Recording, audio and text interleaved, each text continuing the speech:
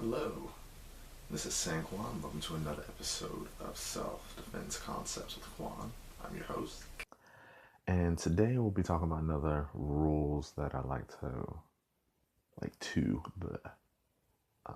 emphasize on, which is one of the rules in self defense is don't be nice. Now, I emphasize this because when a fight or a self defense thing happens, it's not really a nice thing. I mean, and give a number of scenarios. You are coming out from the gym from a crazy workout. You're coming out of a movie with some friends or family. You're coming out from that hot date, or to reverse it, you just got let go from your job, or you just had a car breakdown, which I can greatly relate to that. And then all of a sudden, this guy comes up, or this person comes up, or these duo, trio, small group of people come up and want to start stuff with you. Technically, they're interrupting your flow in life. And when that's going on, I think the last thing you should do is be nice. And on top of that, they're not really being nice anyway, because most of the time when you're in a fight or when a fight starts, it rarely happens that they're going to go, hey, I'm going to fight you now, or we're about to scrap.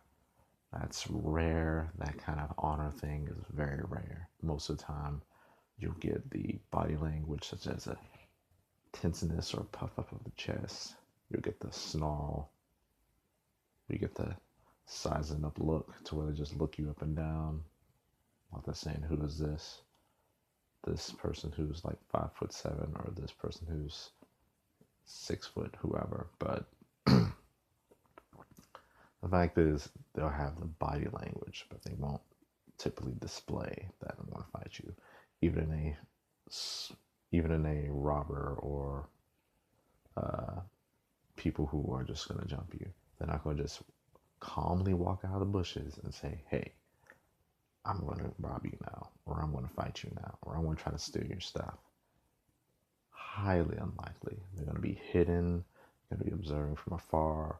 They're going to be pretty much following you, but trying to give off that vibe that they're not really following you, but they are. They are. So in those kind of instances, it's just great to just throw nice out the window. Be as ruthless, be as rabid, be as animalistic, but focused as possible. Don't be what you see in street fights, where you just from what I've realized, most of the time with street fights, is like they only focus on, okay, I'm just going to hit this guy, and I want to hit this guy in the face, and I want to keep hitting him until he's down. Most of the time in street fights, that's the main focus, but there's no true strategy behind it. There's no true defense that they have. Because, if you see them, they just go, they do this thing, they do that thing, they go real quick, but it may not be as sharp as a fight. And most of the time, street fights are not really like that, because they mostly focus on rapid punches and getting in as many licks as possible until they go down.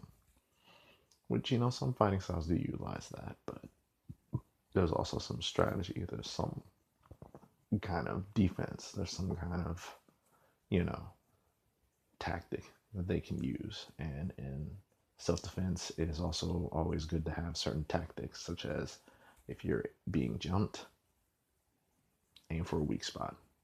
You got the groin area. That's always very sensitive, but same time, you don't know what this person might be on, if they're on anything. So it's always good to go for certain things like joints, or swipe the eyes, or a quick shot to the throat to make them cough and stop for a minute. But regardless, throw nice out the window.